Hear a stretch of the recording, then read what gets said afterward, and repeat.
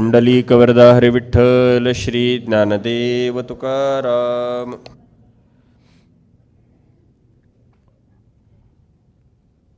सार्धं केन च कस्यार्धं शिवयोः समरूपिणोः ज्ञातुं न शक्यते लग्नम् इति द्वैतछलान्मुहुः.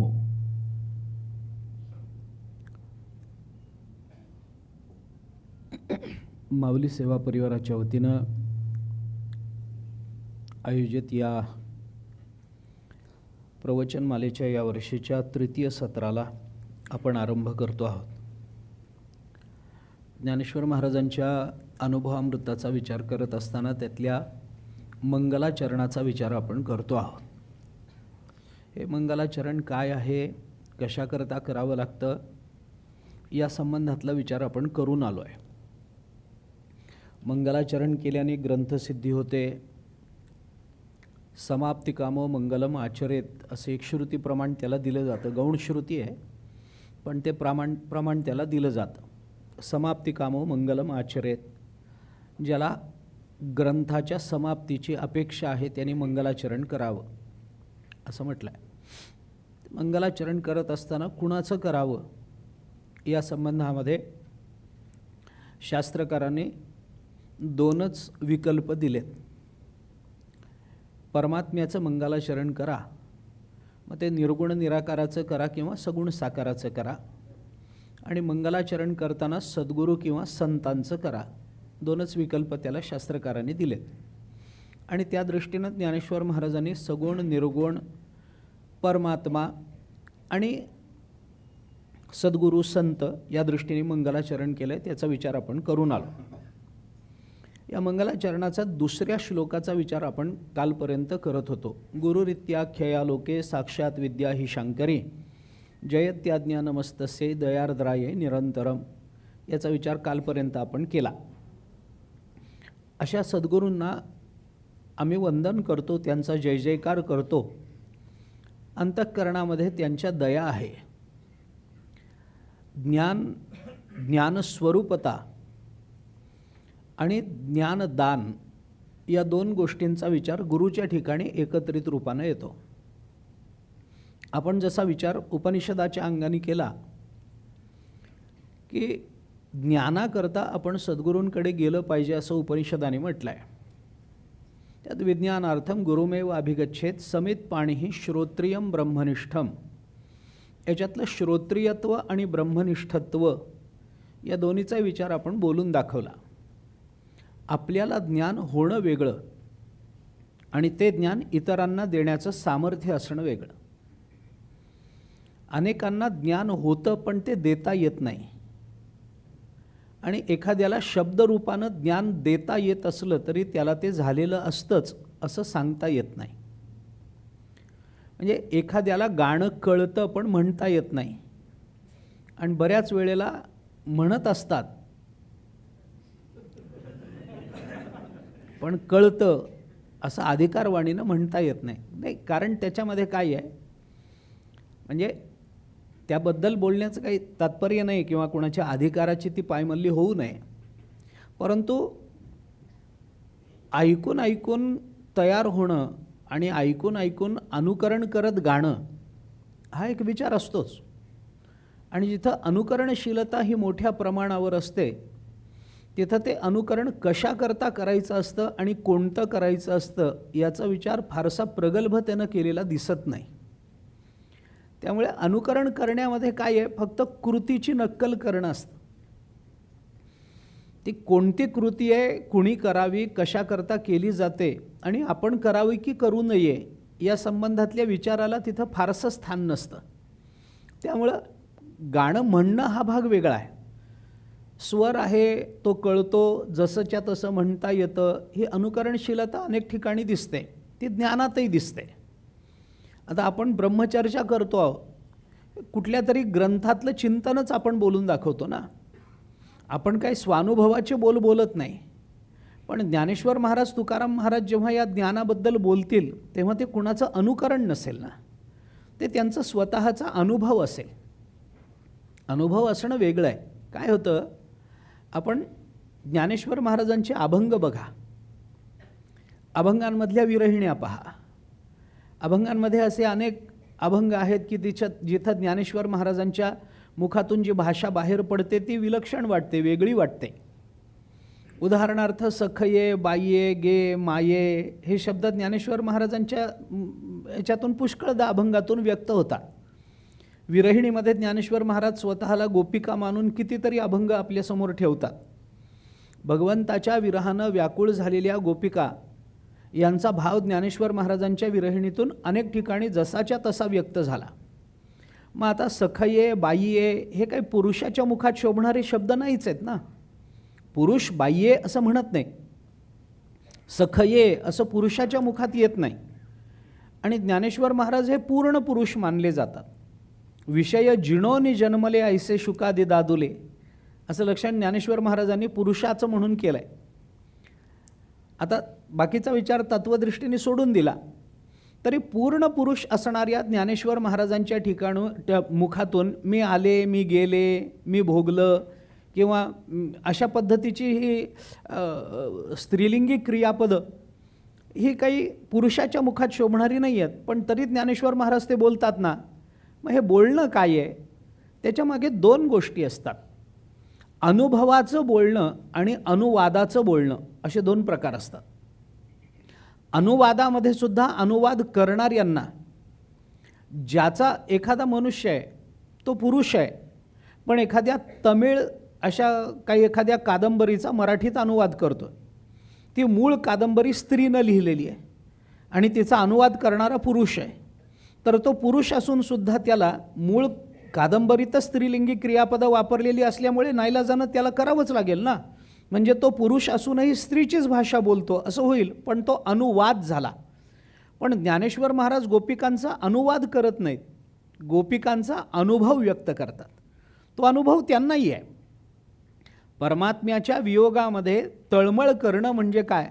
तद अर्पिता अखिलाचारिता तद्विस्मरणे परमव्याकुलते इति म्हणजे काय हे विरहिणीमधून कळतं.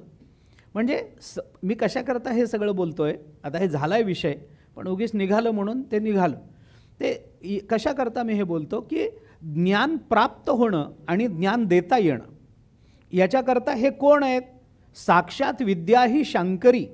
हे गुरु म्हणजे साक्षात शांकरी विद्या आहेत. हा एक विचार झाला. पण ही विद्या विद्येच्या रूपानं, ब्रह्मविद्येच्या रूपानं गुरु जरी प्रकट झालेले असले तरी ही ब्रह्मविद्या दुसऱ्याला देता आली पाहिजे ना. मग त्याच्याकरता गुरूंच्या ठिकाणी काही विशेषण सांगितलं पाहिजे. तर मग त्याच्याकरता हे वैलक्षण्य आलं, दयार्द्राये निरंतर याच्याकरता. म्हणजे हे काय झालं? श्रोत्रियम ब्रह्मनिष्ठम. हे श्रोत्रियत्व आणि ब्रह्मनिष्ठत्व या दोन्ही गोष्टी ज्ञानेश्वर महाराजांनी या श्लोकामध्ये व्यक्त केल्या. दयार्द्रायै निरंतरम. सद्गुरू हे निरंतर दयावान आहेत. त्यांच्या अंतःकरणात दया आहे. दयार्द्र अंतःकरणाचे ते आहेत असा साधारण याचा भाव आहे. आता दया आहे, ही दया कशा करता, कुणा करता, आणि ही दया दाखवून असं काय मिळणार आहे याचा विचार थोडासा केला पाहिजे ना. ही दया कुणावर? दया साधारण काय होतं? दया हा शब्द ज्या करता वापरला जातो त्या भावनेचा थोडासा विचार आहे. भक्तिशास्त्र जर आपण पाहिलं तर संत कृपा करतात का दया दाखवतात? नेमकं काय? तर हे दोन्ही करत असतात. मग कृपा आणि दया याच्यामध्ये काही अंतर आहे का? तर ते करता येतं.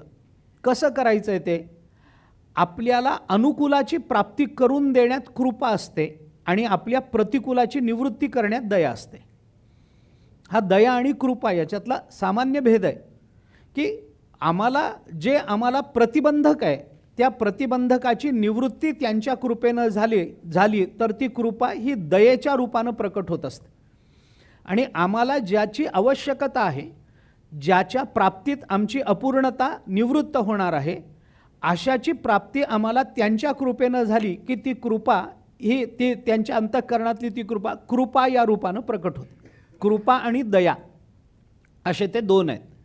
म्हणजे भागवताच्या अनुषंगानं बोलायचं झालं तर भगवंतानी अंबरीशावर केली ती कृपा आहे आणि दुर्वासांना दाखवली ती दया आहे असं आहे. म्हणजे अंबरीश आणि दुर्वासाचं जे चरित्र आपल्याला नवम स्कंधामध्ये दिसतं भागवताच्या, त्याच्यामध्ये ते एकादशीचं व्रत वगैरे, ते दुर्वास आले, रागावले वगैरे वगैरे, हे सगळं जे कथा आहे. त्यानंतर ते अंबरीशाला मारण्याकरता त्यांनी कृत्या उत्पन्न केली, ते सुदर्शन चक्र मागे लागलं, शेवटी ते अंबरीशाला तिथे यावं लागलं.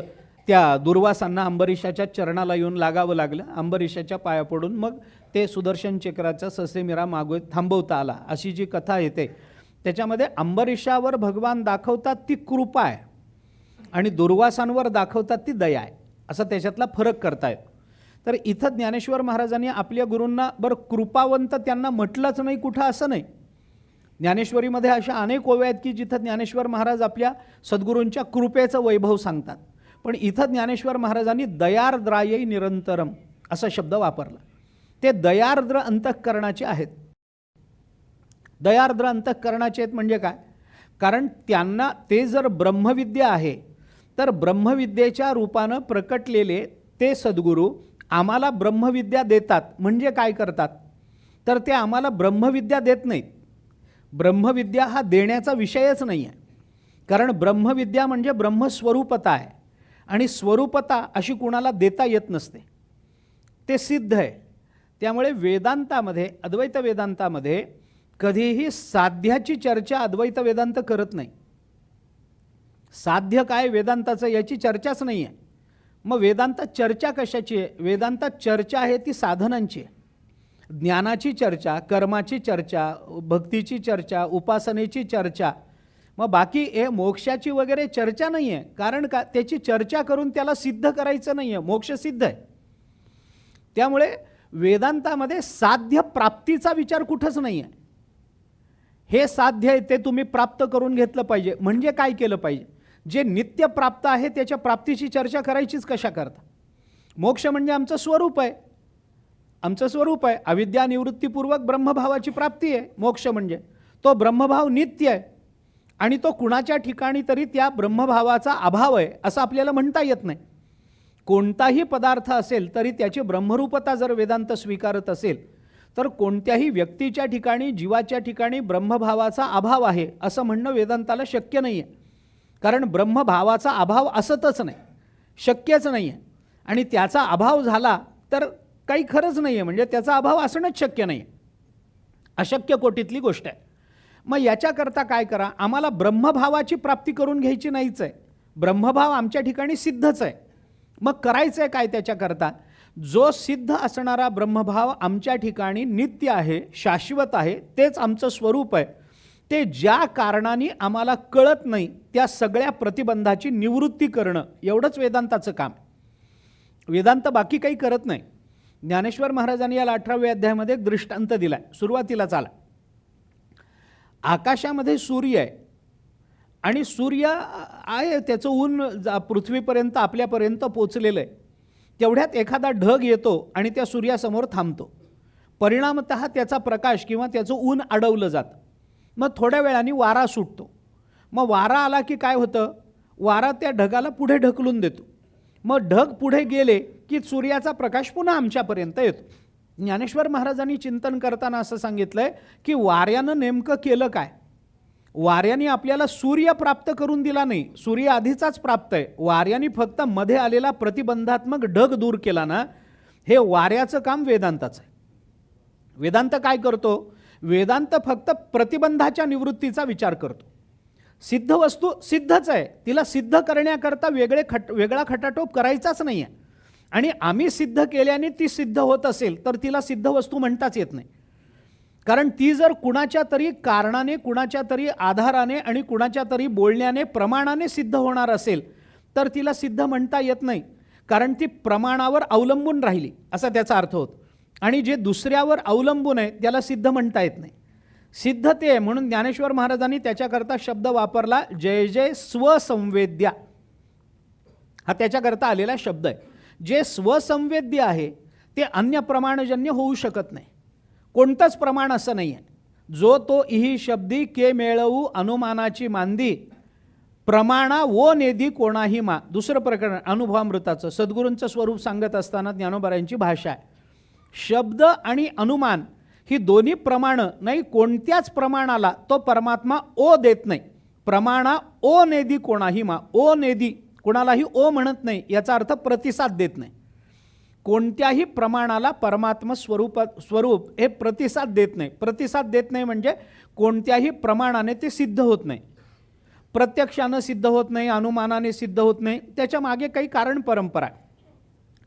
त्याच्या विचाराकरता आपल्याला स्वतंत्र विचार करावा लागेल, पण आत्ता तो आपला विषय नाही. मग करायचं काय आहे? तर करायचं काहीच नाही आहे, आपल्याला प्रतिबंधाची निवृत्ती करायची. आणि म्हणून ज्ञानेश्वर महाराजांनी आपल्या सद्गुरूंना दयार्द्रायै निरंतरम असे शब्द वापरले. तिथं कृपा असा शब्द न वापरता दया असा शब्द वापरला. कारण सद्गुरू आम्हाला ब्रह्मविद्या देतात. म्हणजे काय देतात? ब्रह्मविद्या ही अशी विद्या नाही आहे की कोणीतरी गुरुकडे जावं आणि त्यांना ब्रह्मविद्या मागावी आणि गुरुनी खिशात हात घालावा आणि त्याला 4-2 दाणे काढून द्यावेत आणि सांगावं ही ब्रह्मविद्या. अशी ब्रह्मविद्या नाही आहे ना. ब्रह्मविद्या कुठे आहे? कुठे? तर ती आपल्यातच आहे, ते आपलं स्वरूपच आहे. फक्त मध्ये प्रतिबंध आलेत. मग सद्गुरू ज्यांना ब्रह्मविद्या प्राप्त झालेली आहे त्यांना तुम्ही विचारून बघा ना, की जे ब्रह्म तुम्हाला प्राप्त झालंय ते नव्यानं प्राप्त झालं का? तर ते कधी असं म्हणणार नाहीत की कालपर्यंत आमच्या जवळ नव्हतं ना आत्ता आम्हाला मिळालं. ब्रह्म जाणणारा म्हणतो की मी पूर्वीही ब्रह्मच होतो, आत्ताही ब्रह्मच आहे आणि नंतरही ब्रह्मच राहणार आहे. पण मध्ये काहीतरी प्रतिबंध असे आडवे आले की ज्याच्यामुळे मी स्वतःला ब्रह्मभिन्न काहीतरी समजत होतो. म्हणजे ज्यांना ज्ञान झालं त्यांचा अनुभव हा ब्रह्माचा नवीन अनुभव नाही आहे. ते म्हणतात पूर्वी मी होतोच, फक्त मला कळत नव्हतं, मला माहिती नव्हतं. त्यामुळे मध्ये काही प्रतिबंध आले आणि मला पलीकडचं दिसलं नाही. त्यामुळे मी स्वतःला जगत समजत होतो, मी स्वतःला जीव समजत होतो, मी स्वतःला जड समजत होतो वगैरे जे काही असेल ते. मी देहवान समजत होतो, अमुक आहे, मी पंचकोशवान समजत होतो, मी देहत्रयवान समजत होतो वगैरे वगैरे वगैरे जे काही असेल ते. हे सगळं मी समजत होतो, पण तो समज होता, तो भ्रम होता. हे कधी कळतं? ब्रह्मज्ञान झाल्यानंतर.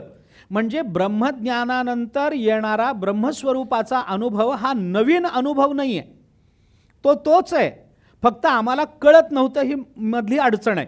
मग सद्गुरू काय करतात? आम्हाला ब्रह्मविद्या देतात, म्हणजे काहीतरी कालपर्यंत नव्हतं ते आज नव्यानं आणून दिलं, असं काही करून देतात का?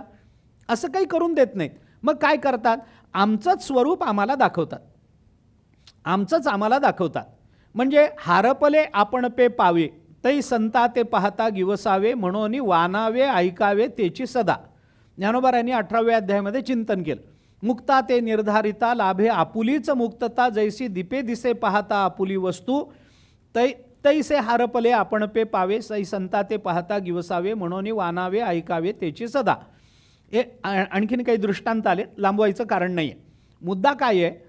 मुक्ता ते निर्धारिता लाभे आपलीच मुक्तता. मुक्तता बाहेरून येणार नाही आहे, ती आपुलीच आहे. कशा पद्धतीने? दीपे दिसे पाहता आपुली वस्तू. आपल्याच घरामध्ये एखाद्या अंधाऱ्या खोलीमध्ये आपल्याच मालकीची आपलीच एखादी वस्तू ठेवलेली असते, पण ती आपलीच असून आपल्याला सापडत नाही. मग अंधाऱ्या खोलीत जाण्याकरता दिवा लावावा लागतो. मग दिवा हातात घेऊन गेल्यानंतर काय होतं? तर आपुलीच वस्तू त्या दिव्याच्या प्रकाशानं आपल्याला दिसते. मग त्या दिव्याने आपल्याला काही नवीन प्राप्त करून दिलंय काय? नाही, ते आपलंच होतं, पूर्वी आपलंच होतं, आत्ताही आपलंच आहे आणि सापडल्यानंतरही आपलंच आहे. पण आपल्याला ज्या प्रतिबंधामुळे, अंधार नावाच्या प्रतिबंधामुळे ती वस्तू समजत नव्हती, त्या अंधाराला दूर करणं हे दिव्याचं काम आहे. हे दिव्याचं काम आहे. मग दिवा तो अंधार दूर करतो. अंधार दूर झाला की काय होतं? आपलीच वस्तू आपल्याला मिळते. तसा मोक्ष आपलंच स्वरूप आहे. मुक्ता ते निर्धारिता लाभे आपुलीच मुक्तता. मुक्तता आपलीच आहे. दीपे दिसे पाहता आपुली वस्तू, तैसे हारपले आपण पे पावे.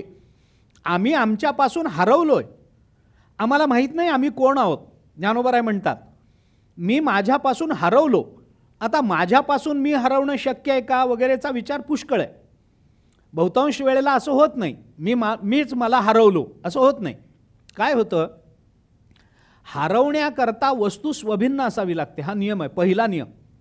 जे हरवतं ते भिन्न असावं लागतं आणि मग ते हरवणं शक्य आहे. म्हणजे तुळशी बागेत मुलगा हरवला, मान्यच आहे. पंढरपूरच्या वारीमध्ये वळकटी हरवली, पाकिट हरवलं, चष्मा हरवला, नाही खूप गर्दी होते, बायको हरवली, हेही मान्य आहे. मुलगा हरवला, हेही मान्य आहे. त्यांच्यापासून मी चुकलो आणि कुठेतरी हरवलो, हेही मला मान्य आहे. पण असं आत्तापर्यंत कधी झालं नाही की वारीला इतकी गर्दी आहे की येता येता माझं नाक हरवलंय. असं होणार नाही ना. का होणार नाही? कारण ते भिन्न नाही आहे. हरवण्याकरता वस्तू स्वभिन्न असावी लागते. मग आपण आपल्यापासून भिन्न आहोत का अभिन्न आहोत? मग जर अभिन्न आहोत तर हरपले म्हणजे काय? बरं, जी वस्तू हरवते ती हरवलेली वस्तू काही कारणाने प्राप्त होते. बरं, जे हरवतं म्हणजे काय होतं? हरवणं ही संकल्पना काय? व्यवहारामध्ये अनेक गोष्टी आपण हरवतो. म्हणजे नेमकं काय होतं? हरवणं या शब्दाचा अर्थ काय? थोडं तात्विक दृष्टीने बघितलं ना तर ठेवलं तिथं न बघणं आणि बघितलं तिथं नसणं याला हरवणं म्हणतात. आहे तिथे न पाहणं आणि पाहिलं जातं तिथं ते नसणं याचं नाव हरवणं. मग आम्ही जिथे आत्मस्वरूप बघायला पाहिजे तिथे बघत नाही, म्हणून आत्मा हरवल्यासारखा वाटतो. थोडंसं अंतर्मुख झालं पाहिजे ना. परांची खानी व्यतृण स्वयंभू तस्मात परांग पश्यती न अंतरात्मन. उपनिषदांनी अडचण ही सांगितली आहे. आमची इंद्रिय सगळी बाहेर बघतात, ती आत बघत नाहीत. आणि ज्याला खरं बघितलं पाहिजे तो आत आहे आणि इंद्रिय शोधतायत त्याला बाहेर. म्हणजे जिथे ते आहे तिथे आम्ही बघत नाही आणि नाही तिथे त्याला बघत बसलो आहोत. आमचा आत्मा हरवला असं वाटतं. हे सामान्यत्वान. बरं, जे हरवलं जातं त्याच्या प्राप्तीच्या काही विचार आहे. त्याच्या प्राप्तीचा, त्याची प्राप्ती करून घेण्याचे काही उपाय आहेत. आपण न्यायशास्त्र बघा त्याच्याकरता. न्यायाने विस्मरणात गेलेल्या पदार्थाचं स्मरण होण्याची 3 कारणं आपल्याला सांगितली. आम्हाला स्मरण कशाने होतं याची 3 कारणं न्यायात आली. पहिलं कारण आलं चिंतनानं स्मरण होतं. दुसरं कारण त्यांनी सांगितलं समांतर ज्ञानानं स्मरण होतं. आणि तिसरं कारण त्यांनी सांगितलं संबंधानं स्मरण होतं. ही 3 कारणं आहे. चिंतन, समांतर ज्ञान आणि संबंध याच्यानं आपल्याला विस्मरणात गेलेली वस्तू स्मरणात आणता येऊ शकते किंवा ती येते. असं होऊ शकतं. एखादा मुलगा आपल्या घरी आपल्या मुलाबरोबर आला तर आपण त्याला आल्यावर विचारतो, का रे बाबांची तब्येत बरी आहे का तुझ्या? मग आता त्याच्या वडिलांचं आठवण व्हायचं काय का? त्यांचा मुलगा, संबंधामुळे वडिलांचं स्मरण झालं. असं होतं बऱ्याचदा. काही वेळेला समांतर ज्ञानानं स्मरण होतं. समांतर ज्ञानानं म्हणजे त्या वस्तूशी अगदी समांतर असणारी वस्तू आपल्याला दिसली की त्या वस्तूचं आपल्याला स्मरण होतं. माझं घड्याळ मी घरात ठेवून बाहेर पडलो आणि अचानक मला लक्षात आलं घड्याळ नाही हातामध्ये. अरे कुठं ठेवलंय विसरून गेलो. मग कुणाच्या तरी हातातलं घड्याळ मी बघतो किंवा कोणीतरी मला विचारतं किती वाजले हो, आणि मग मी असं एकदम बघतो, अरे घड्याळ नाही हातामध्ये, हां घरी ठेवलंय. हे आठवण स्मरण कशामुळे झालं? एकतर किती वाजले या वाजण्याचा घड्याळाशी असणारा संबंध किंवा कुणाच्या तरी हातातलं घड्याळ बघून आपलंही घड्याळ असंच आहे याचं समांतर ज्ञान झालं की माणसाला स्मरण होतं. नाही तर चिंतनानं स्मरण होतं. एखादी वस्तू आम्ही कुठेतरी ठेवतो, हरवली, माझं घड्याळ हरवलं, माझा चष्मा हरवला, कुठे गेला, बाहेरचं कोणी घरात आलं नाही, चष्म्याला काही पाय फुटले नाहीत, ते घरातच आहे तो, आणि मग बाहेरचं कोणी येऊन उचलून नेण्याची शक्यता नाही. कारण आपला चष्मा साधारण कोणाला भुरळ घालेला अशा स्वरूपाचा नसतो. त्यामुळे बाहेरून घेऊन कोणी ते उचलून,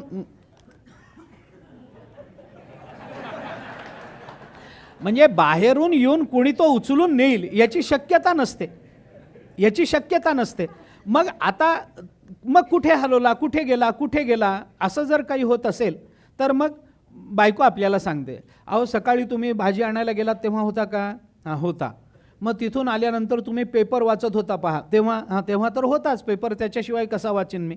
मग त्याच्यानंतर मी तुम्हाला आग्रह केला, पहा जा आंघोळीला जा, लवकर जा, ऑफिसची वेळ होते, नंतर उशीर होतो, मग गडबड होते, तुम्ही नीट जेवत नाही, खात नाही, जा आधी आंघोळीला जा, म्हणून मी तुमच्या हातातला पेपर काढून घेतला, डोळ्यावरचा चष्मा हां टीव्हीवर ठेवलाय. सापडला ना? कशाने सापडला? याच्या मागे काही चिंतन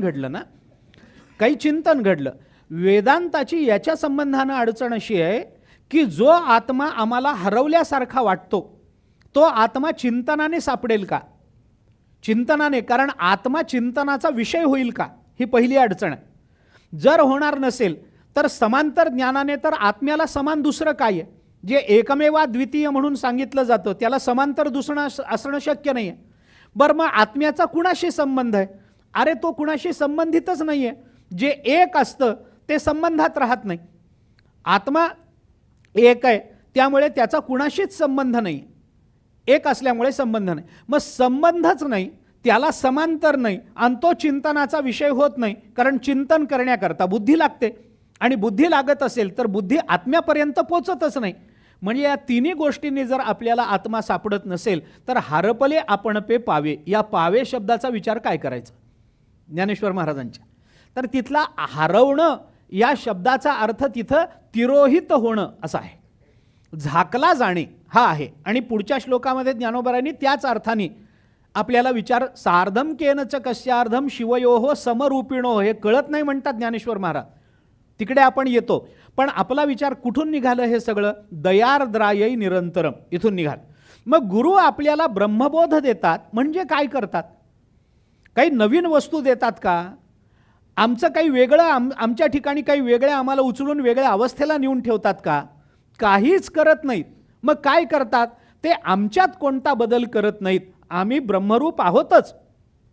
जीव ब्रह्मैव नापरः हा वेदांताचा सिद्धांतच आहे. कधीही कोणत्याही काळामध्ये कोणत्याही देशामध्ये कोणत्याही व्यक्तीच्या संबंधानं जीव ब्रह्मैव नापरः हा सिद्धांत अबाधित आहे वेदांताच्या दृष्टीने, जे केवळ अद्वैती मताच्या दृष्टीने. मग असं जर असेल तर आम्ही ब्रह्मरूप आहोतच. मग गुरु काय करतात? काही करत नाहीत. ते फक्त ज्या कारणाने आम्हाला आमची ब्रह्मरूपता कळत नाही, ते जो प्रतिबंध आहे, ती आम्हाला दुःखात लोटणारी जी अविद्या आहे त्या अविद्येची निवृत्ती करतात. म्हणून प्रतिकूलाची निवृत्ती करणं ही जर दया असेल तर दयार्द्रायै निरंतर अशी ती संगती लावावी लागते. म्हणजे याच्यात काय झालं हे सगळं की सद्गुरू ब्रह्मविद्या आहेतच, पण ते अंतःकरणामध्ये दया घेऊन येतात. कारण त्यांच्या अंतःकरणामध्ये दया नसेल तर या जगतामध्ये कुणालाही कधीही ब्रह्मज्ञान होण्याची शक्यताच नाही. कारण ब्रह्मज्ञान हे स्वसत्तेनं कुणाला मिळवता येतं असं वेदांत नाही, भारतीय संस्कृतीच मानत नाही. तुम्ही कोणतंही दर्शन घ्या, कोणतीही मतं घ्या, अद्वैतापासून द्वैत मतापर्यंत ज्यांनी परमतत्व मानलेलं नाही अशा बौद्ध दर्शनामध्ये सुद्धा गुरुकृपेशिवाय ज्ञान नाही असं म्हटलं. स्वसत्तेनं काहीतरी मिळतं ते प्रपंचामध्ये मिळू शकतं, पण परमार्थाचं जे ध्येय आहे त्याला तुम्ही ब्रह्मस्वरूपता म्हणा, आत्मस्वरूपता म्हणा, काय म्हणायचं आहे ते म्हणा, परंतु ते प्राप्त करून घ्यायचं असेल तर ते स्वसत्तेनं नाही, ते गुरुकृपेशिवाय होणार नाही. त्याच्याकरता गुरुकृपा लागते. आपण विचार करून पहा. मला तर हे सगळाच विचार आत्ता सांगता येईल असं वाटत नाही, तथापि नारद भक्त आपल्याला त्या ह्याच्यातून जायचंच आहे. मी थोडा दुसरा एक विचार सांगतो. काश्मीर शैव दर्शनामध्ये त्या शिवाची पंचकृत्य सांगितली आहेत. 5 कृत्य आहेत. त्यांनी सृष्टी उत्पन्न करायची असते, सृष्टीला जन्म द्यावा लागतो, सृष्टीची स्थिती राखावी लागते. यतो वा इमानी भूतानी जायन्ते येन जातानी जीवंती यत प्रयंती अभिसंविशंती, ही 3 कर्म तर शिवाची आहेच आहेत. सृष्टीची तो उत्पत्ती करतो, सृष्टीची स्थिती राखतो, त्यानंतर सृष्टीचा संहार करतो, त्यानंतर सृष्टीचा विलय करतो स्वतःमध्ये, आणि त्यानंतर अनुग्रह नावाचा एक विशेष विचार भगवंताच्या संबंधानं काश्मीर शैव दर्शनामध्ये आला. अनुग्रह, कारण भगवद अनुग्रह झाल्याशिवाय आता ती भगवद अनुग्रह होणं म्हणजे काय? म्हणजे आपल्याला ब्रह्मविद्या प्राप्त होणं. ब्रह्मविद्या काय आहे? गुरु. मग गुरु काय आहे? म्हणजे परमात्मा आमच्या कल्याणाची जी व्यवस्था करतो ती गुरु रूपानं करत असतो. म्हणजे तो परमात्माच ब्रह्मविद्येच्या रूपानं आणि ती ब्रह्मविद्याच गुरुच्या रूपानं आमच्या जीवनामध्ये प्रविष्ट होते. तुकोबाराय काय म्हणतात? माझ्या विठोबाचा कैसा प्रेमभाव, आपणची देव होय गुरु. आपणची देव होय, आपणची गुरु होय, ही तुकाराम महाराजांची भाषा आहे. त्यामुळे गुरु आणि देव यांच्यामध्ये आम्ही भेद करत नाही. ब्रह्मैव गुरु रूपेण अवतिष्ठते, काल प्रमाण देऊन आलो आहे आपण. ब्रह्मच गुरु रूपानं प्रकट होतं, मग गुरु साक्षात परब्रह्म वगैरे वगैरे हे नेहमीची प्रमाणं आपण देतो. आपल्याला त्याचा विस्तार देवते संत निमित्त त्या प्रतिमा तुकाराम महाराजांनी म्हटलं, आणि संत ते देव हे नाथ महाराजांनी म्हटलं. देवते संत म्हणणं काय, संतांना देव म्हणणं काय, फरक काहीच पडत नाही. पण देवच संतांच्या रूपानं प्रकट होतो. ज्ञानेश्वर महाराज कोण आहेत? तर ते परमात्माच त्यांच्या रूपानं आला. चोखोबाराय कोण आहेत? तर माणूस नाहीच, आपण श्रद्धेने त्यांना मानतो असं नाही आहे. त्यांचं चरित्र बघितलं तर परमात्माच त्यांच्या रूपानं प्रकट होतो, दुसरं कोणी येत नाही. कारण एवढं कार्य करण्याकरता दुसऱ्या सामान्य माणसाचं ते सामर्थ्य असूच शकत नाही. परमात्माच त्यांच्या रूपाने येत वगैरे वगैरे वगैरे. आपल्याला आत्ता तिकडे जाण्याचं कारण नाही. माझा मुद्दा काय आहे की तोच परमात्मा आपल्या जीवनामध्ये गुरु म्हणून प्रकट होतो. गुरु म्हणून, कारण का ज्ञानाचा संबंध गुरुशी आहे. परमात्मा कुणाला ज्ञान द्यायला जात नाही. आणि मग भगवद्गीतेमध्ये दिलं त्याचं काय करायचं? तर त्याचं उत्तर असं आहे की भगवद्गीतेमध्ये जरी भगवंतानी अर्जुनाला ज्ञान दिलं असलं तरी अर्जुन तू देव आहेस म्हणून मी तुझं ऐकतोय असं म्हणत नाही. तू गुरु बंधू पिता असं म्हणून तुझं ऐकतोय असं देवाला सांगितलंय अर्जुना. तू माझ्या गुरुस्थानी आहेस म्हणून तुझ्या ज्ञानाचा परिणाम होतो.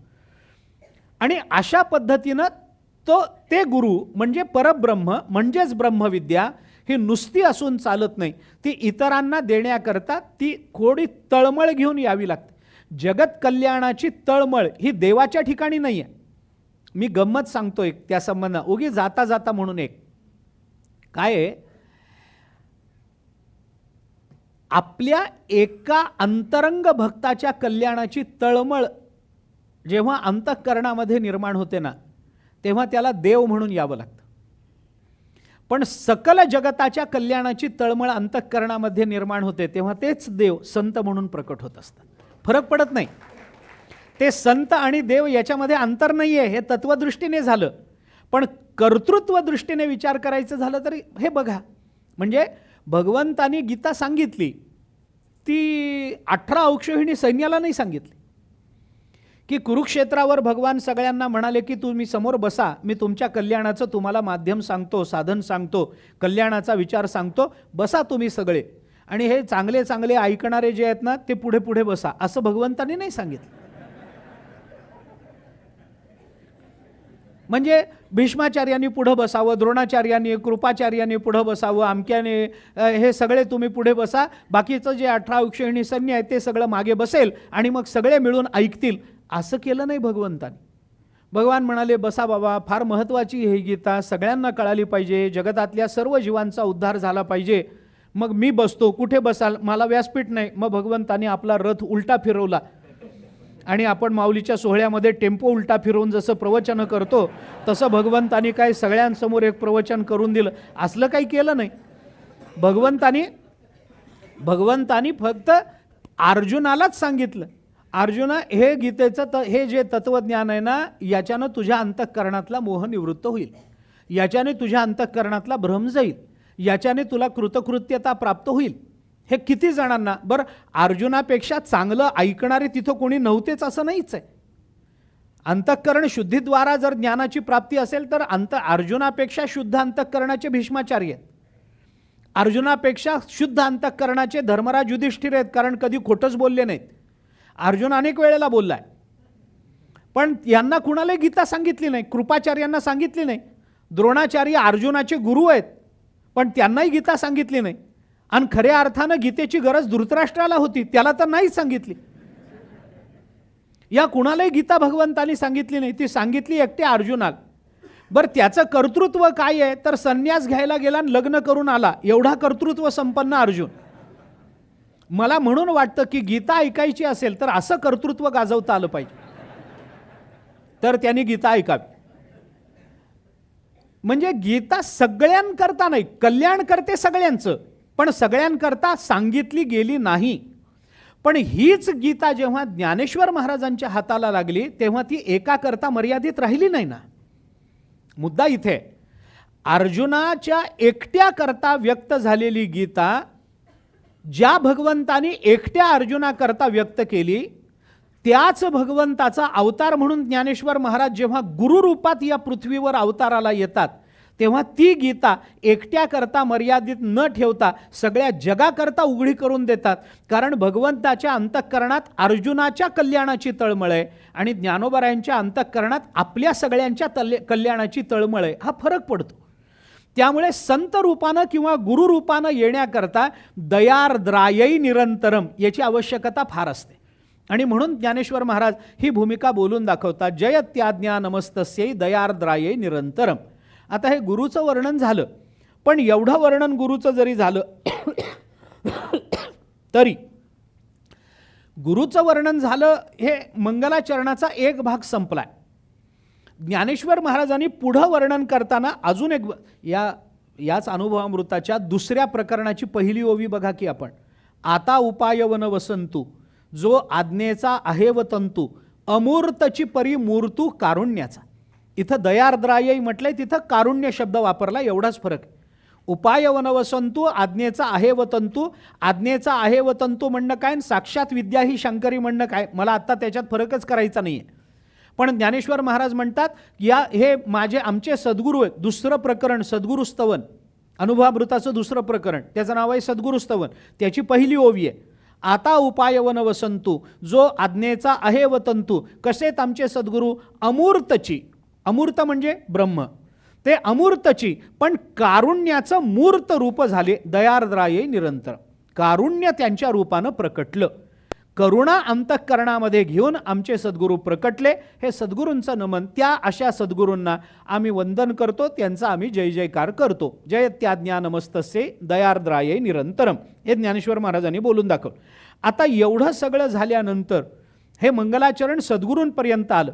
ज्ञानोबाराय पुढं बोलतात, सार्धम केन च कस्यार्धम शिवयोः समरूपिणोः ज्ञातुम न शक्यते लग्नम इति द्वैत छलान्मुहुः. आता ज्ञानेश्वर महाराज त्याचा अजून एक भाव बोलून दाखवतात. परमात्मा, ब्रह्मविद्या, सद्गुरू, अविद्या निवृत्ती या सगळ्याचा विचार झाला. आता या परब्रह्माचं काय स्वरूप आहे, परब्रह्माचं कर्तृत्व काय आहे, याचा विचार करताना ज्ञानेश्वर महाराज सांगतात की या सृष्टीला उत्पन्न करणारा हा परमात्मा एकटा सृष्टी उत्पन्न करू शकत नाही. त्याला मायेचं साह्य घ्यावं लागतं. आणि मायेचं साह्य घेणारा ती शक्ती आहे. आता याचा विचार करा, मी दोन्ही अंगानं बोलणार आहे, दोन्ही अंगानं बोलणार. माझ्यासमोर मी कालही आपल्याला बोललो की अनुभवामृताचे 5 श्लोक आणि पहिलं प्रकरण या दोन्हीला मला आधार काश्मीर शैवदर्शनाचा विशेषत्वानं मला घ्यायचा आहे, विशेषत्वानं घ्यायचा आहे.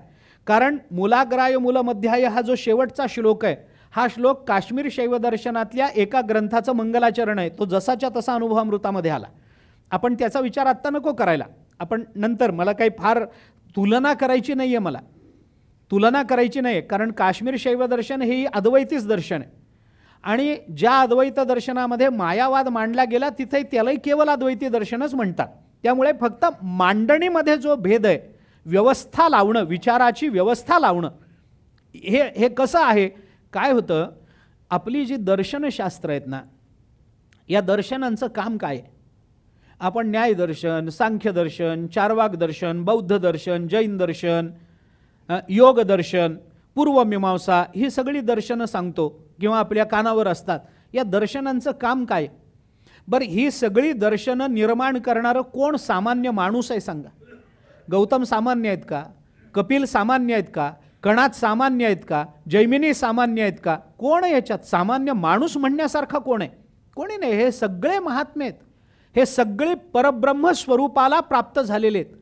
नाही, यांना अवतार, कपिलाचार्यांना तर अवतार म्हटले भागवतामध्ये, कपिलाचार्यांना अवतार म्हटले.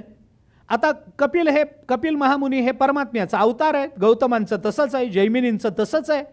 मग असं जर असेल तर यांनी भिन्न भिन्न दर्शनं का आमच्या समोर मांडली.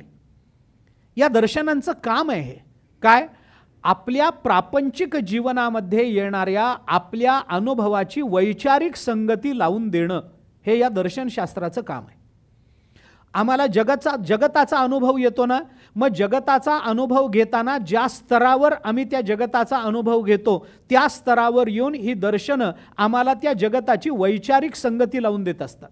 मग त्याच्याकरता कोणी जगाला सत्य समजेल, कोणी जगताला तुच्छ समजेल, कोणी जगताला मिथ्या समजेल, कोणी जीवाला भिन्न समजेल, कोणी जीवाला अभिन्न समजेल, कोणी विशिष्ट काळापुरतं भिन्न समजेल, कोणी विशिष्टाद्वैती मत मांडेल, कोणी अद्वैती मत मांडेल, कोणी शुद्धाद्वैती मत मांडेल. हे होणार आहे.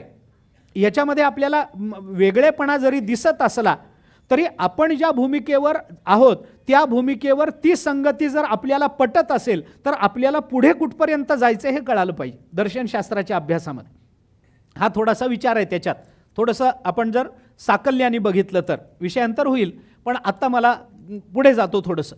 ज्ञानेश्वर मी दोन भूमिका आपल्यासमोर, एक शैवदर्शनाची भूमिका मांडणारे, मायावादाची भूमिका आपल्याला बोलून दाखवणारे, आणि तिसरं एक मत मागच्या श्लोकाची पुढच्या श्लोकाशी असणारी संगती, जो अनुबंध असतो त्या अनुबंधातून काय सिद्ध होतं हेही आपल्याला पुढे विचारात घ्यावं लागणार. काय होतं? सार्धम केनच कस्यार्धम शिवयोः समरूपिणोः असे शब्द वापरले. आता शिवयोः समरूपिणोः कोण कोण समरूप झालेली कोण? बहुतेकांनी माया असाच विचार केला. परमात्म्याचं अर्ध अंग शिवाचं, अर्ध अंग मायेचं, ते कोणतं अंग कुणाचं हे कळत नाही, कारण ते एकरूप झालेले समरूपिणोः. कशामुळे असं होतं बाबा? ज्ञातुम न शक्यते लग्नम. अरे त्यांच्यामधला भेद ज्ञातुम न शक्यते, कळत नाही कोणतं अर्ध कुणाचं अंग आहे हे कळत नाही. कशामुळे? द्वैत छलान्मुहुः, हे त्याचं कारण सांगितलं. आता मला थोडं वेगळं बोलायचं आहे. एक भाव फक्त बोलून दाखवतो आणि नंतर जो विचार आत्तापर्यंत केला गेलेला आहे तेवढा विचार सांगून संपवतो. याच्यात काय आहे? सार्धम केनच कस्यार्धम शिवयोः समरूपिणोः. याच्यामध्ये कशामुळे ज्ञातुम न शक्यते का बाबा लग्नम इति द्वैत छलान्मुहुः, हे त्याचं कारण हेतू दिला तो.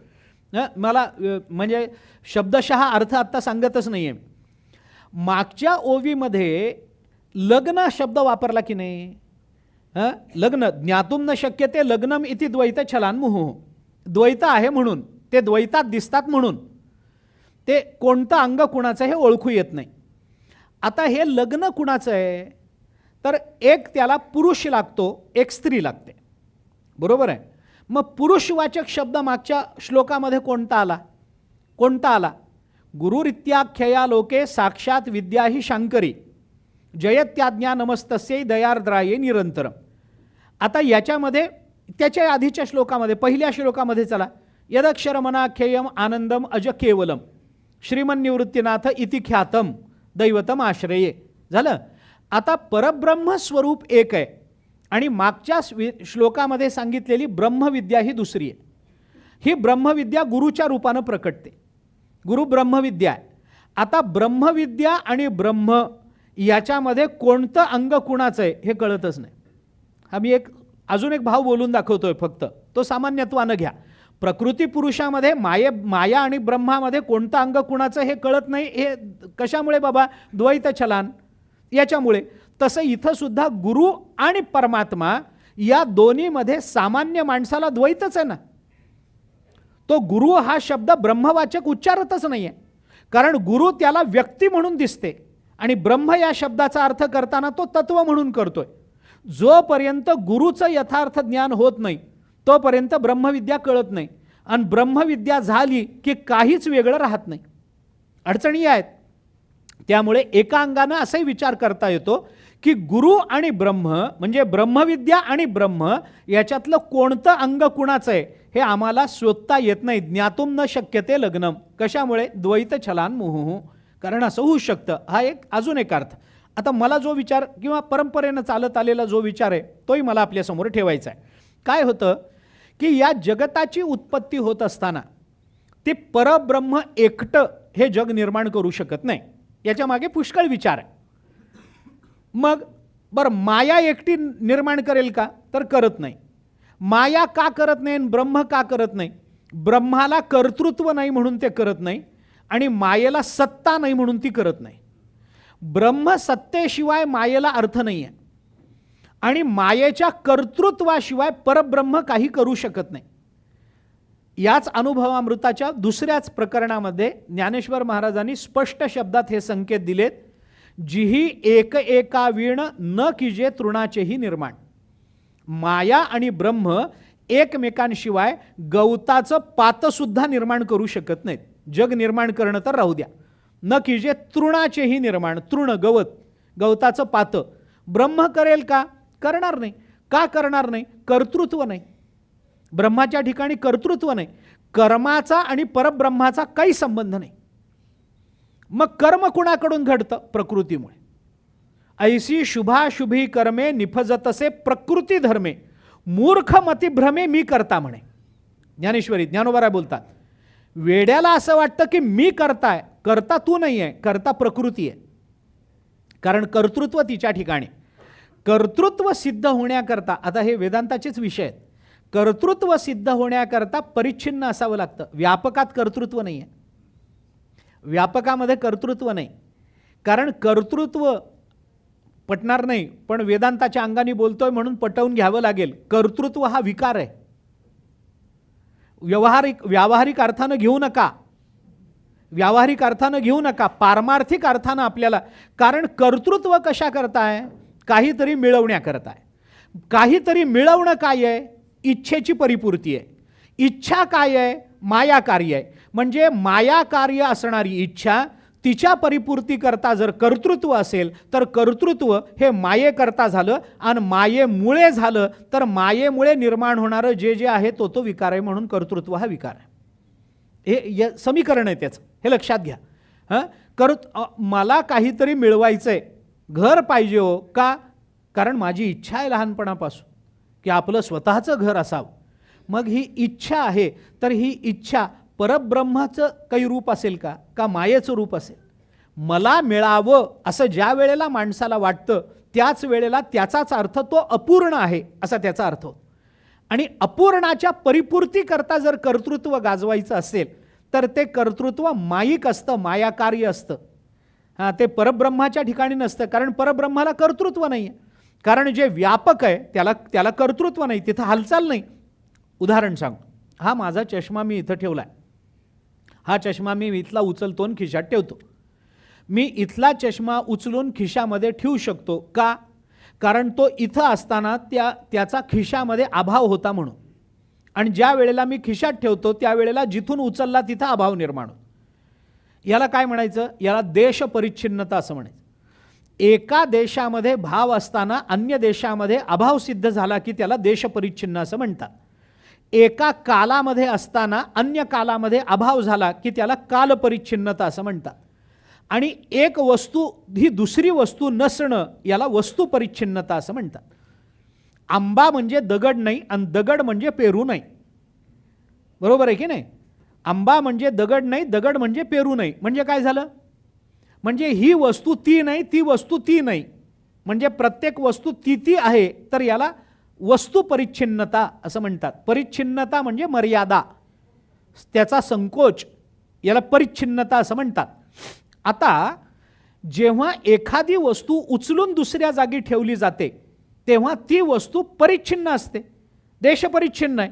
आणि जे देशपरिच्छिन्न आहे ते कालपरिच्छिन्न आहे, जे कालपरिच्छिन्न आहे ते वस्तूपरिच्छिन्न आहे. हा नियम आहे वेदांताचा.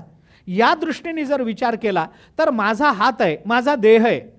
आत्ता तुम्हाला डोळ्याला दिसतो की नाही? दिसतो. मी जन्माला येण्यापूर्वी हा देह होता काय? नव्हता.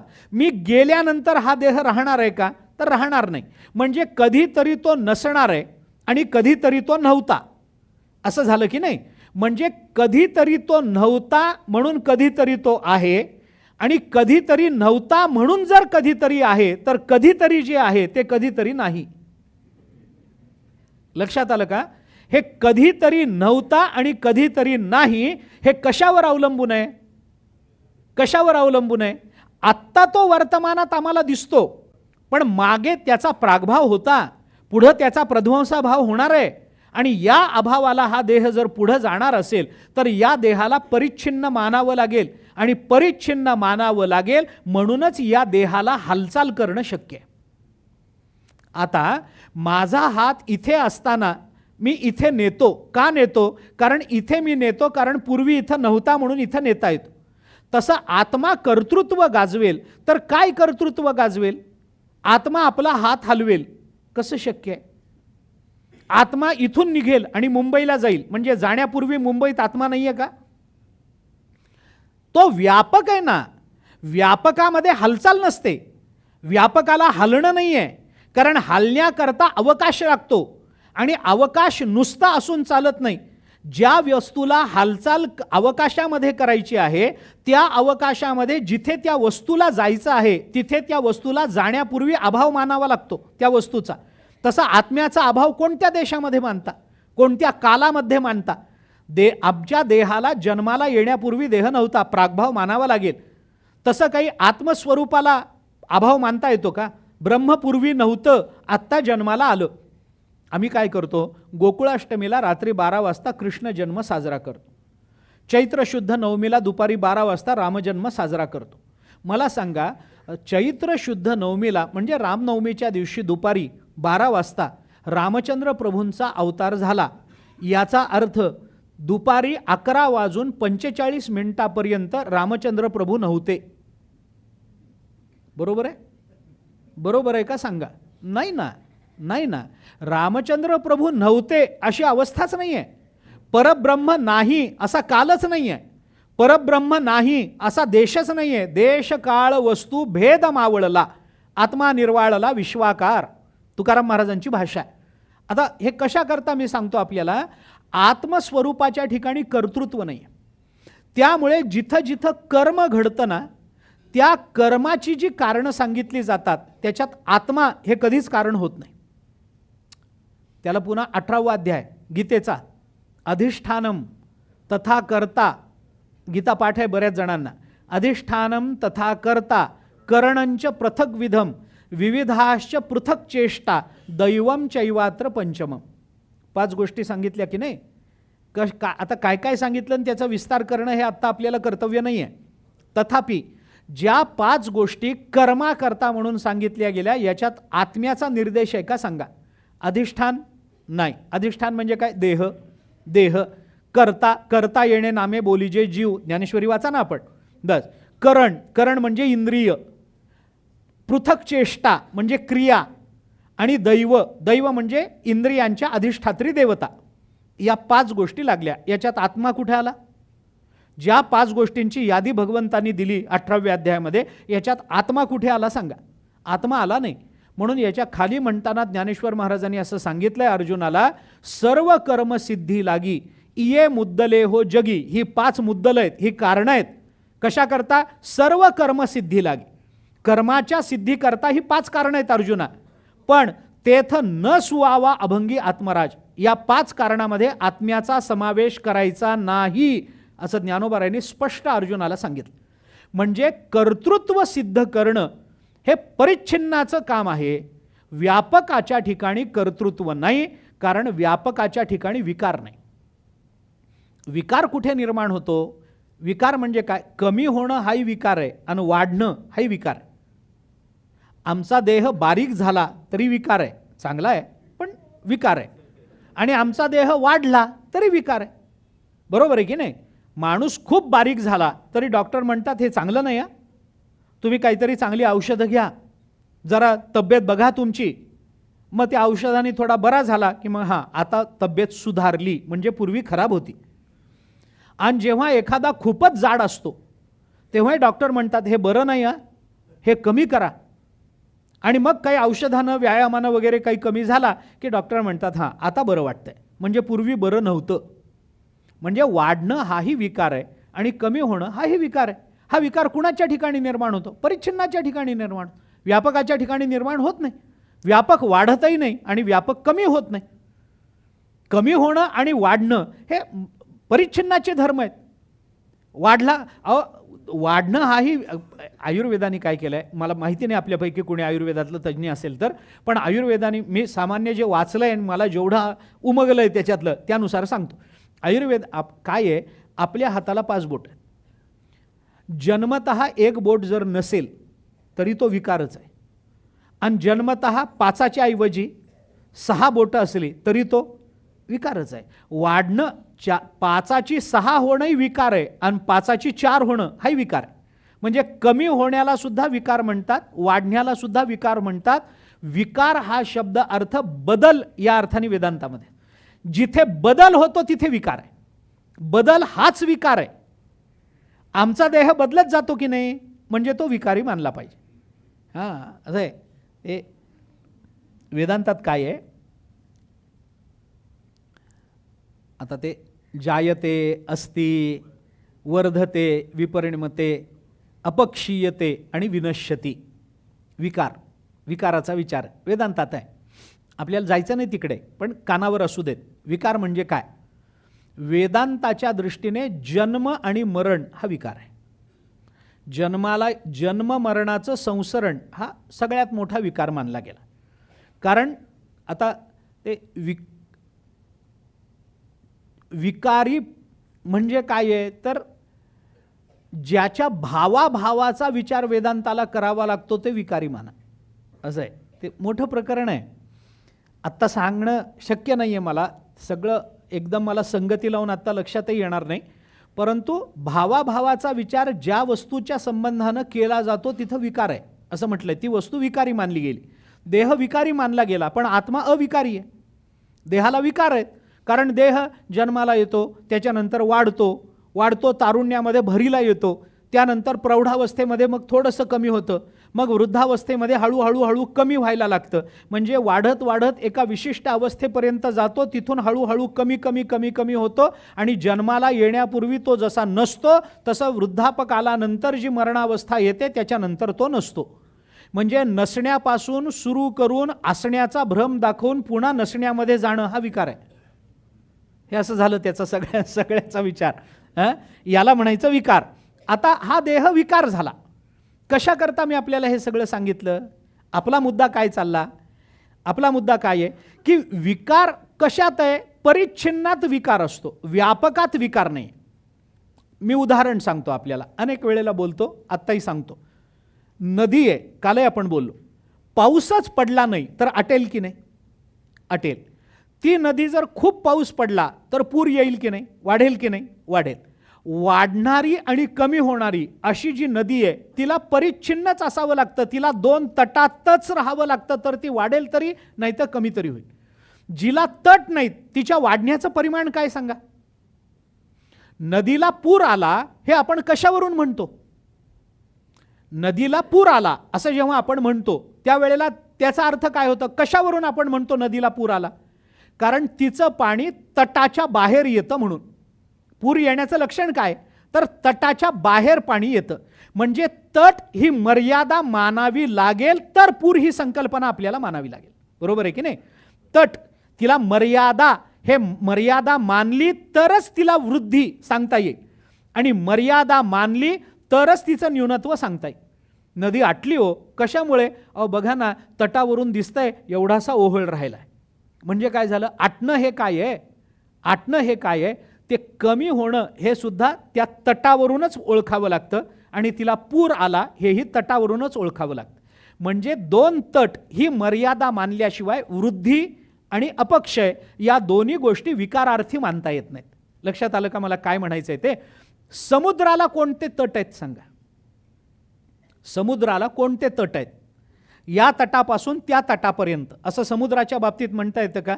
म्हणता येत नाही. मग पाऊस पडला म्हणून समुद्र आटला, झालंय का असं? आणि खूप पाऊस पडला म्हणून समुद्राला पूर आला, असं झालंय का? जर हे दोन्ही होत नसेल तर का होणार नाही? कारण त्याला तट नाहीत म्हणून म्हणजे मर्यादा नाहीत. मर्यादा नाही म्हणजे ते व्यापक आहे आणि व्यापक आहे म्हणून त्याच्या ठिकाणी विकार नाही. व्यापकात विकार नसतात हा सिद्धांत आहे. अजून एक उदाहरण देतो मी. प्रसिद्ध उदाहरण आहे, अनेक वेळेला दिलंही जातं. पुन्हा एकदा सांगतो, मला काही संकोच नाही हे पुन्हा सांगण्यामध्ये. विचार असा आहे, घरामध्ये पाहुणे येणार म्हणून तुम्ही जर 10 लिटर दूध आणलं तर त्याला विरजण लागेल की नाही? लागेल. जास्त पाहुणे वाढले म्हणून 50 लिटर दुधाला विरजण लावता येईल की नाही? लावता येईल. डेरे वगैरे इथं जे विरजण लावलं जातं तिथं लाखो लिटर दुधाला विरजण लावलं जातं. लाखो लिटर दुधाला विरजण लावून त्याचं दही करतात. करोडो लिटर देशातल्या सगळ्या डेऱ्या एकत्रित केल्या आणि तिथलं दही किती लिटर दुधाला विरजण लावलं असं जर बघितलं तर करोडो लिटर दुधाला विरजण लावलं जातं. मग करोडो लिटर दुधाला विरजण लावण्यापेक्षा एखाद्या दिवशी क्षीरसागरालाच विरजण लावा की, सगळेच प्रश्न मिटून जातील. कायमस्वरूपी दही उपलब्ध आहे. क्षीरसागराला विरजण लागेल का? लागणार नाही. करोडो लिटर दुधाला लागेल की नाही? लागेल. का? कारण करोडो लिटर ही त्याला मर्यादा आहे, म्हणून तिथं विरजण लागण्याचा विकार आहे.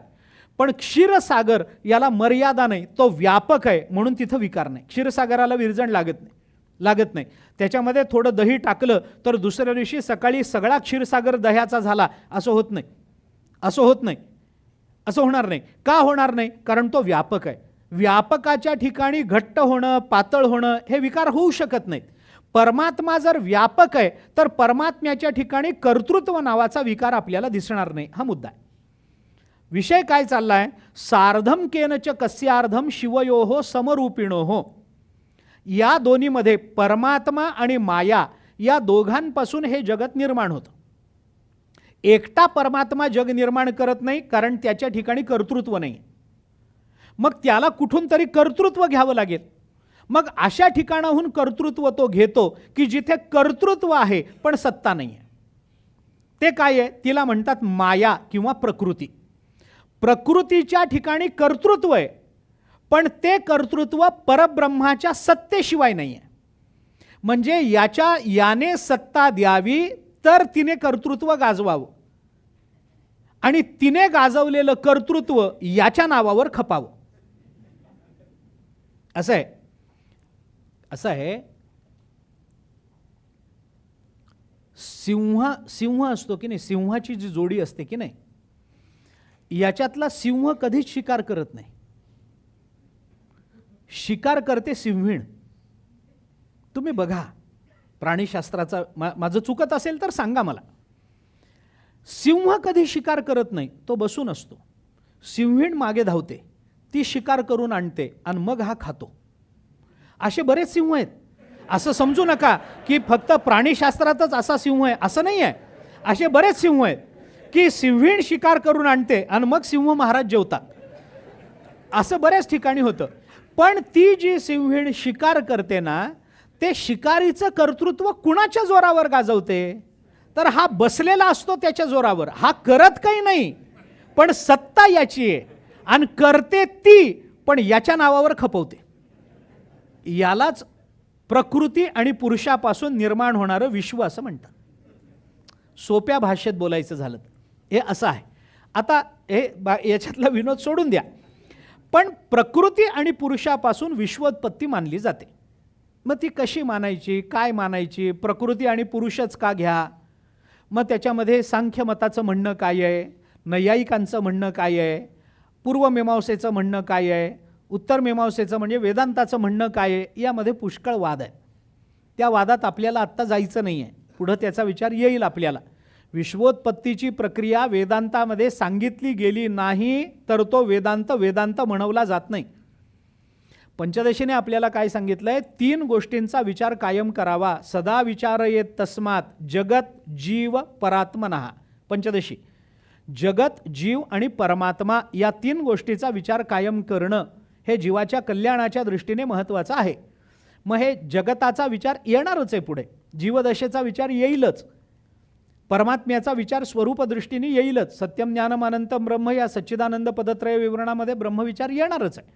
आता काय आहे याच्यामध्ये की परमात्म्यापासून आणि प्रकृतीपासून विश्व निर्माण होतं. कसं निर्माण होतं याच्यामध्ये मतांतर आहे. याला मग आता ते सत्कार्यवाद, असत्कार्यवाद, विवर्तवाद वगैरे वगैरे या सगळ्या संज्ञा आपल्याला त्याच्यामध्ये ही जी षड्दर्शनं आहेत ना, ही 6 दर्शनं जी आहेत ना, आस्तिक दर्शनं, त्याच्यामध्ये काही सत्कार्यवादी आहेत, काही असत्कार्यवादी आहेत. वेदांत आहे तो विवर्तवादी आहे. तो सत्कार्यवादाचा स्वीकार करतो, पण सत्कार्यवादापर्यंत वेदांत मत थांबत नाही. त्यांनी निवडलेला विचार हा विवर्तवाद या नावानं प्रसिद्ध आहे. त्याचे अर्थ काय आहेत हे सत्कार्यवाद आणि असत्कार्यवाद या नावावरून साधारण समजून जातं. सत्कार्य म्हणजे काय? कार्य हे कारणाच्या रूपानं नेहमीच सद्रूपानं राहत असतं असं मत आहे. हे सांख्यांचं मत आहे, सांख्ययोगाचं मत आहे. हे ते काय म्हणतात की मातीपासून मडकं तयार होतं. का तयार होतं? कारण मातीमध्ये मडकं असतं म्हणून मातीपासून निर्माण होतं. म्हणजे मातीमध्ये ते मडकं कायम आहेच आहे म्हणूनच ते तिथून निर्माण होतं. कारण जे जिथं नाही आहे तिथून ते कधीच निर्माण होत नाही.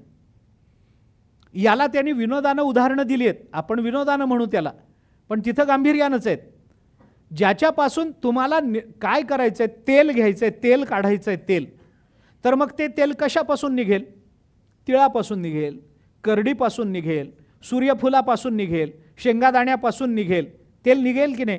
का शेंगादाण्यापासून तेल निघेल? दाण्यापासून तेल का निघेल? कारण ते दाण्यामध्ये आहे म्हणून निघेल. मग तुम्हाला तेल पाहिजे ना, मी तुम्हाला सोपा उपाय सांगतो. वाळूचे कण रगडिता तेलही गळे, आहे ना. मग तुम्हाला जर 1-2 लिटर तेल हवं असेल तर 5 किलो वाळू रगडा, त्याच्यामधून तुम्हाला तेल मिळेल. मिळेल का? प्रयत्नांकरता दिलं गेलेलं उदाहरण म्हणून ते वेगळं ठीक आहे, पण वाळूपासून तेल मिळेल का तुम्हाला? कधीच मिळणार नाही. तुम्हाला दुधाला पाण्याला विरजण लावून दही करता येईल का? करता येणार नाही. वाळूपासून तेल निघेल का? निघणार नाही. का निघणार नाही? कारण वाळूमध्ये ते जर नसेल तर कसं निघेल? म्हणजे जे ज्याच्यातून निष्पन्न होतं ते त्याच्यामध्ये आधीपासून मानावं लागतं. याला सत्कार्यवाद म्हणतात, सत्कार्यवाद. आणि याच्या बरोबर विरुद्ध मत आहे ते न्याय आणि वैशेषिकांचं आहे, त्याला असत्कार्यवाद म्हणतात. ते म्हणतात निर्माण होणारी कार्यरूप वस्तू ही कारणापासून जरी निर्माण होत असेल तरी ती प्रत्येक वेळेला निर्माण होताना नव्यानं निर्माण होते, ती त्याच्यात असतेच असं आपल्याला म्हणता येणार. याच्याकरता या दोघांचे पुष्कळ वाद आहेत.